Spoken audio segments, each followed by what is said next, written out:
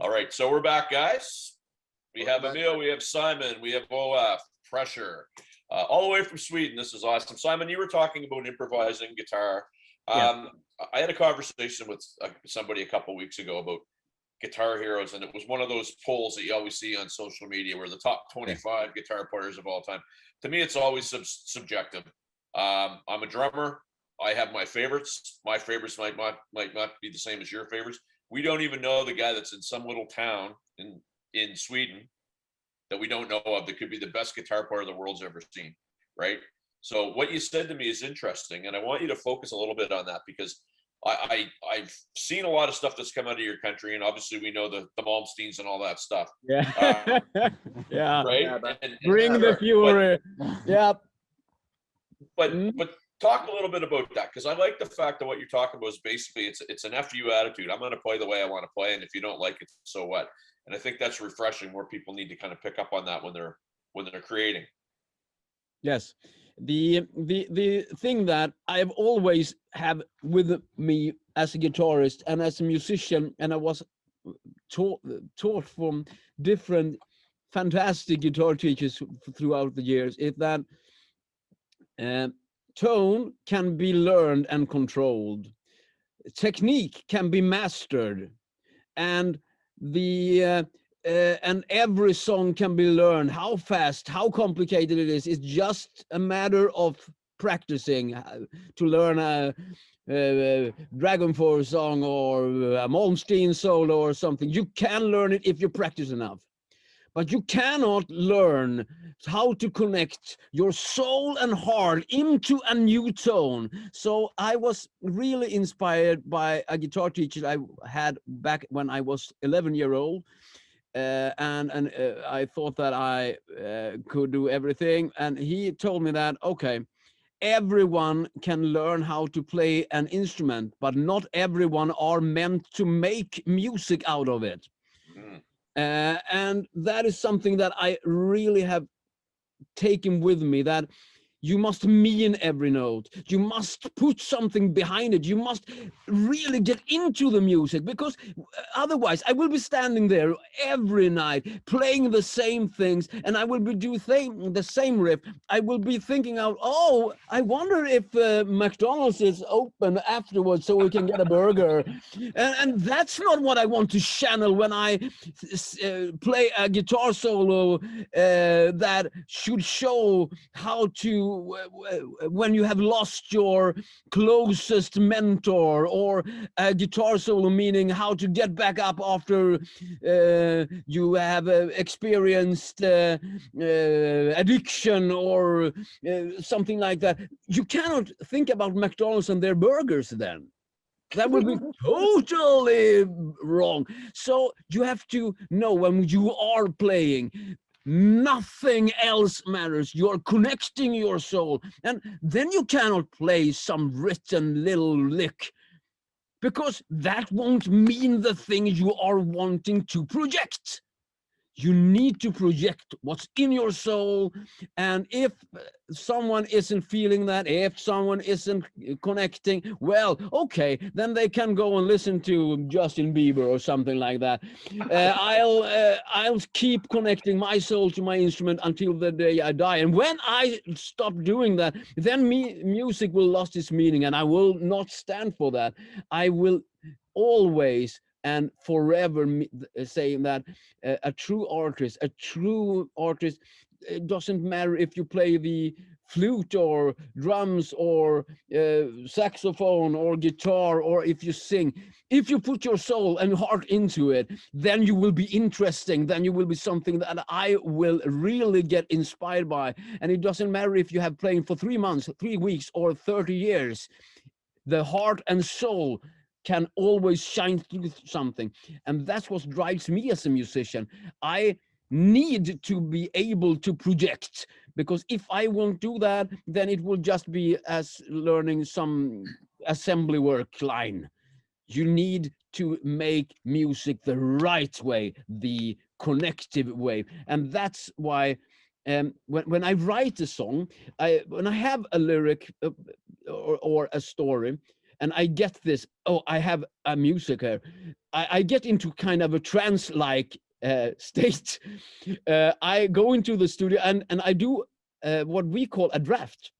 I record everything. I do drums, bass, guitars, vocals, and I do this in a couple of hours. And then I'm so exhausted, I have to sleep for a couple of hours. I'm totally drained.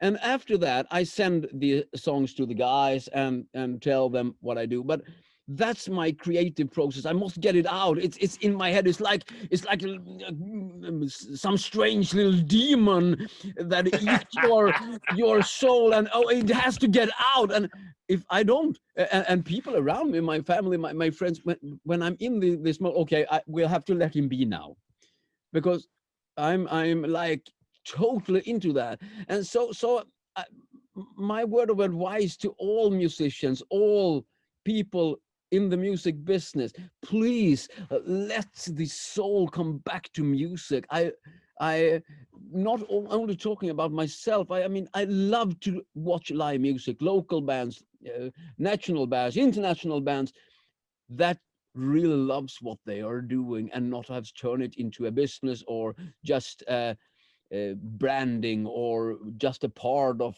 something. You need to be a true musician to do that. Funny, That Olof could said be there's something. that could be the single best answer Yeah. to that question in over a year doing this that we've heard. Well, let me ask a straight question, because Olaf started, he said something about how he's attracted to passionate people or passionate things. And now I can see why, Olaf, why you're hooked up here with Simon, because oh my God in heaven, I've never, like to Sean's point, I've never heard an answer like that before. But brother, here's what I get out of what you just said: authenticity. You folks, and I can tell that the three of you sitting right here are authentic in what you mean and what you do. So how does that translate on stage? That's what I want to know. Well, like Simon said, he collects stories and everything, and we also collect feelings, because when Simon does his solos, he improvises, and when I'm singing, of course I have to do the same lyrics, because I'm not that sharp in my brain so I can come up with a new lyrics all the times. But when I send the message of the songs, it's always a little bit different, because I'm also feeling different things, but I'm collecting feelings. So when I do a song, I try to think of how am I feeling and how is maybe the character that I'm playing feeling. And that could be a little bit different depending on what day it is. Sure. So even if we have the meaning of the song, I can't always think of the same thing, because when you've done that 3 or 4 times, it's getting, like Simon says, like going to McDonald's, then it's not authentic anymore. So you have to always find new things and try to feel that when you're singing. And I think if you do that, people will notice it when you're on stage. Yeah, and one of the things that I use to do this, Olof is totally correct here. We all of us are collecting emotions, but I'm using what I call an emotional bank to store things, because another guitar teacher that I had when I grew up, he told me that you have to collect emotions, Simon. Okay, I didn't understand at all, but he said, okay, if you stump your toe really bad into a cabinet and you are jumping around screaming because you have broken your nail, you should stop for just 1 second and imagine, okay, this is pain. I remember now, this is pain. And then when you are playing a song and you need pain, go back to the stumped toe. You feel that through your nerves and you have pain and you let that come out. That's an emotional bank for you. I mean, Simon make it playing with him so easy, because whenever I play wrong, I'm just in touch with my soul. I I love that. I love that. I'm stealing that line. Drop. I'm There you go. stealing Well, that line this weekend. If I script There you it go. down. I got a bass I'm player touching for my you, soul. Simon. I got a bass player for you right there.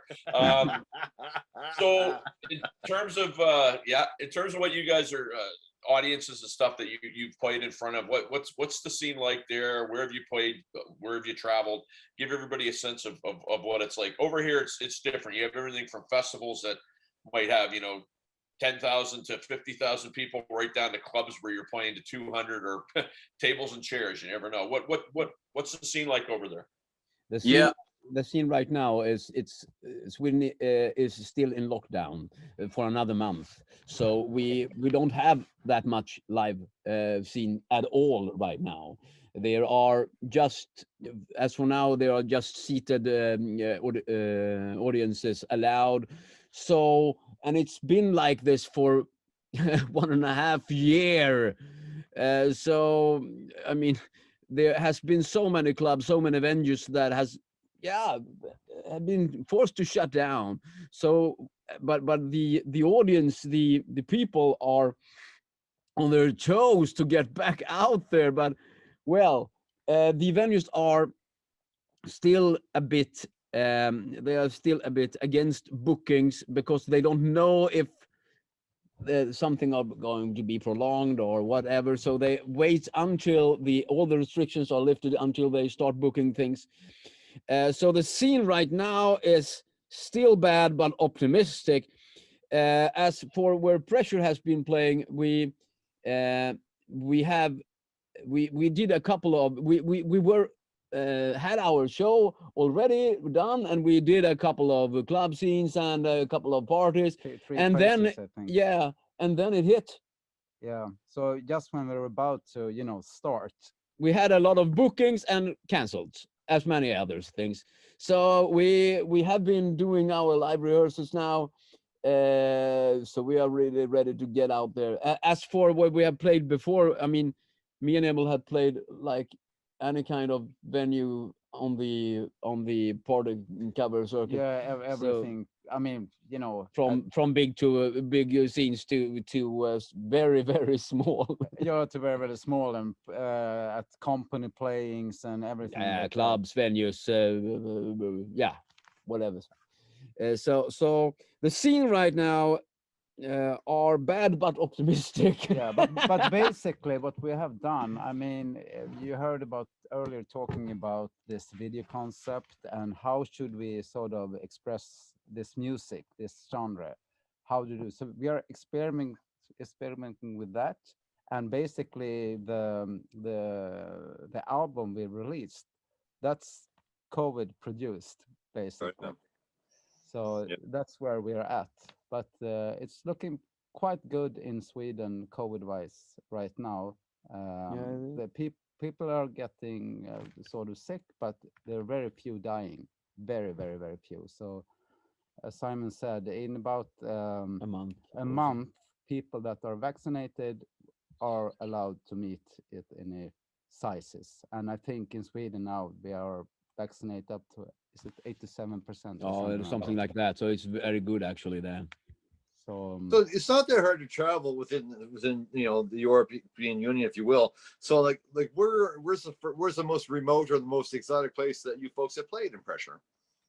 Oh, we have been playing very strange things. Maybe not in Pressure, because Pressure is kind of new. It's really young, yeah. Yeah, but me and Simon had played at strange places. Yeah. I can tell you one story that's really, really funny, actually. The funeral. Yeah, no. The wedding.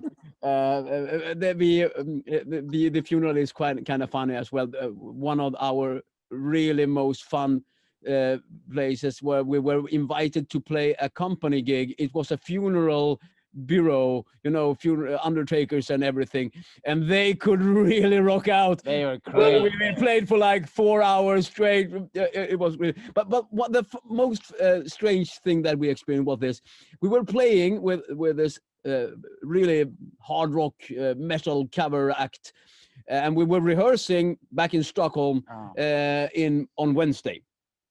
And then the phone rang, and I answered, and there was this half hysterical dude, because he had a wedding on Saturday, and their band just canceled for them. And we, okay, yeah, we can come. Oh yeah, it's really far away. It's in the northern part of Sweden. It's like a day's drive. Okay, yeah, 10 hours drive. yeah, basically. but you don't have to worry about money. It's a well-paid gig, and yeah, it was a well-paid gig. It was a very well-paid job. But the fun thing is that, okay, we packed up our things and we went there. We didn't know anything what to expect, so we come there, we in all our hard rock clothes, and yeah, you know, and it was this fine dine venue. You know, tuxedos and long dresses and everything, and we are the wrong band at the wrong place, and so we started to which soft songs do we know, and we went out for the first set, and we played all the soft songs that we knew, and we went back to backstage, and they was we don't know what to do. We don't know any more songs. And then one of the bridesmaids, I think, were coming out, oh, do you know any hard rock metal songs? And we, yeah, we could do that. So, thank you. So we went out there and opened the second set with Iron Maiden's Run to the Hills. Or was it? No, we started with, okay, yeah. And it was a total scene changer. It was, they ripped up off the tuxedos, the girls tore their dresses, and I have never seen, you know, this fine crew doing a mosh pit. It was, it was so nice.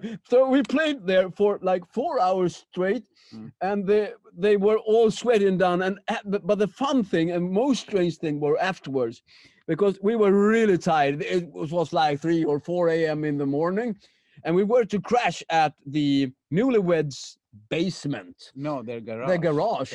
Yeah. And we were there, and the wedded couple, they took us there, and they sat down and had a couple of beers with us, and then the bride, she yawned a bit, so, and the strong man, he took the bride into his arms and carried her up.